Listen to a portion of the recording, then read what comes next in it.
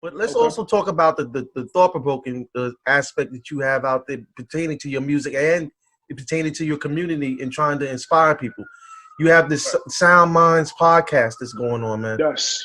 Yes. And I watched probably about 30 minutes of the first one, and Okay. I really enjoyed it. Unfortunately, I don't get a chance to watch as much as stuff because I'm always moving on with my show, trying to do so many things. But I tell everybody that's out there, all my bmstv family from the Brooklyn Bridge to the San Francisco Gate Bridge, you need to check out Sound Minds Sunday podcast, Thank you. my brother. Thank you very much. You have two brothers that are joining you there. So talk to me a little bit about Sound Minds podcast and what your brothers are doing, because really you bringing the truth, to be honest with you. Not a problem. Not a problem. So Sound Minds, give you a brief history. Sound Minds is a collective unit of talented MCs and artists.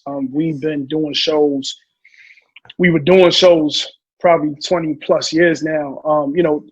For the most part, we used to hold down shows in CBGB's, which was known for rock and roll. And, they gave us a spot on a monthly basis just because of what we were doing. And honestly, we kind of were part of the movement of the original freestyle competitions and all that. So Sound Minds is a collective unit of MCs, artists, producers, and so on and so forth. And as you see, this is the sweater, Sound Minds. So what we did, the beauty of all things, right? When you become powerful based off of challenges. We are currently quarantined and COVID kind of got us. And honestly, we were just like, you know what, why not come out with a platform where we can create true messages? So we just started it 2 weeks ago. The first episode was on accountability, just holding ourselves accountable, just holding, police, EMTs, and whoever it is, just accountable. The word accountability is so big and grand. And then just this past Sunday, we actually did an episode on messages and music. So just kind of like what are not only us, but our youth are hearing how their brains are being kind of manipulated and built to not withstand or try to become strong. Is just more so weakening. So, kind of like going back to Gil Scott-Heron, what he said in Messages and Messages, you really, when you listen to messages is one of those kind of like, hey, I'm giving you the tools for you to self-reflect and understand that what you're doing might be actually hurting us. So we need to do more. So that's what Sound Mind Sundays is every Sunday, 7 p.m. For the most part, you can follow me on the social medias and all that. And if you like it, would love for you to share it, subscribe, and get the message out there, because that's what we're doing. We're kind of, in a sense, being the verbal or lyrical, Harriet Tubmans, and we're just trying to really bring forth a certain type of strength or a certain type of structure to our mentality and way of thinking, so that we can strengthen our people rather than continuously weaken. Yeah, the thing I loved about the first episode was especially when you talk about accountability. And Yes. accountability is very important, especially in the time of COVID, because, we don't know what's going on with this thing. We get a lot of information from a lot of different sources and things, but we need to be accountable, because we're bringing that back home to our own people. You know what I'm saying? And that is that is the thing that I'm so concerned about. First of all, I want to ask you also, how are you doing, my brother? How are you and your family doing right now? We're adapting. I think for the most part, when you have family, things are a little different when you have family opposed to when you're kind of alone. You know what I mean? And double-edged sword. I think for the most part, we're adapting. It is. I have, young daughters. I have, wife, and it's just the constant conversations of trying to explain what's going on in this world when, you are kept within your household and withheld from, just being human or normal, and so I think mentally, spiritually, I think that's one of the biggest battles. Physical, as long as you stay away from people, they say, based off of what they're saying, you should be good. But, I think that the real battle is really the mental and the spiritual, where it's just kind of like, this is not what life was intended to be or what we intended it to be. So I think to answer your question, we're doing great. It's kind of, scary at times. You never know when you're going to get the text messages from other family members, and I definitely have been receiving that from people that I grew up with, family and their parents and so on and so forth. So many people are passing away. So it's scary, but at the same time, I think that we need to strengthen ourselves more than ever. And one of the hashtags I put out there at all times is we need us. More than ever, we need us right now.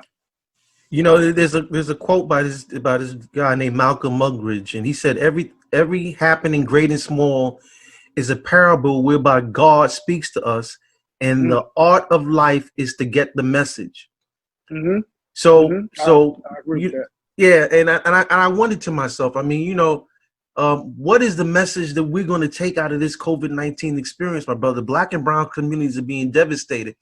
It was Yes. we talked about on my show previously how it started out in the white community, then it jumped to the black community, and then it jumped into the Latino community.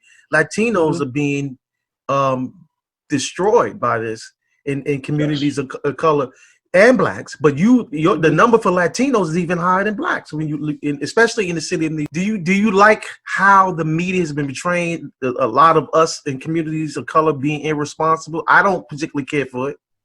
Right. I got to be honest with you. I have my theories in regards to why we're being affected so much. And I think for the most part, this, as we know it now, has been a buildup for many years. As we go through the whole, when you look at our neighborhoods, or the poorest of the poorest neighborhoods have a high rate of asthma, have a high rate of diabetes, have a high rate of a lot of things. And I think, honestly speaking, they kind of already had some things in motion before this actually came out.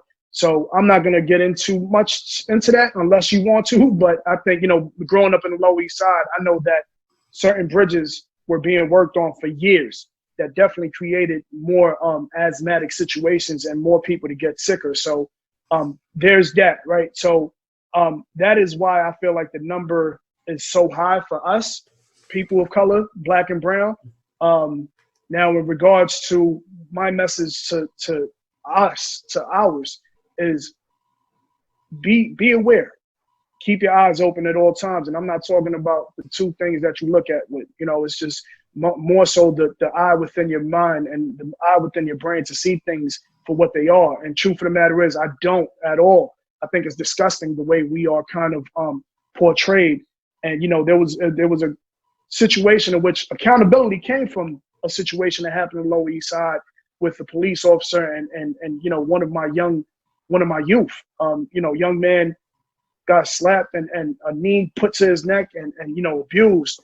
And that's where accountability came from. And all I can say is at that same time, during that time that's happening in my neighborhood of the Lower East Side, right by in Lower West Side, or not too far from the Lower East Side, there was a whole bunch of people who were just out there, no masks, bare feet on grass, and just laying next to each other, no type of harassment, no type of being booked, no type of being arrested or in any way abused.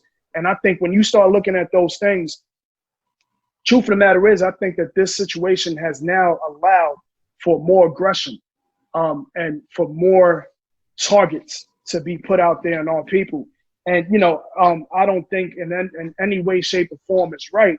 So it's our duty to find out how we can empower us to become more united, because only in unison can we really move and mobilize the best way possible.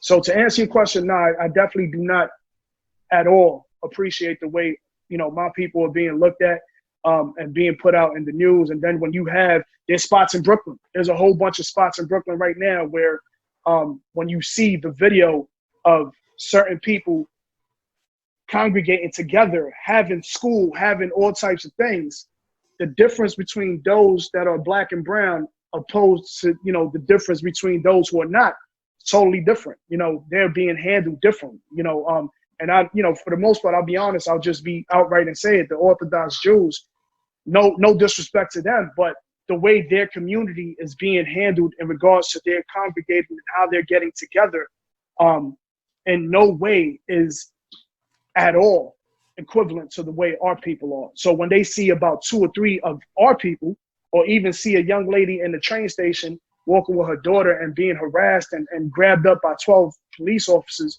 while her little 2-3-year-old daughter is watching that, but then you see hundreds of Orthodox Jews together in one spot, but not even being spoken to in a high volume, there's questions about that. You know, there's a whole bunch of questions there, and you got to ask those questions and say, why is this happening?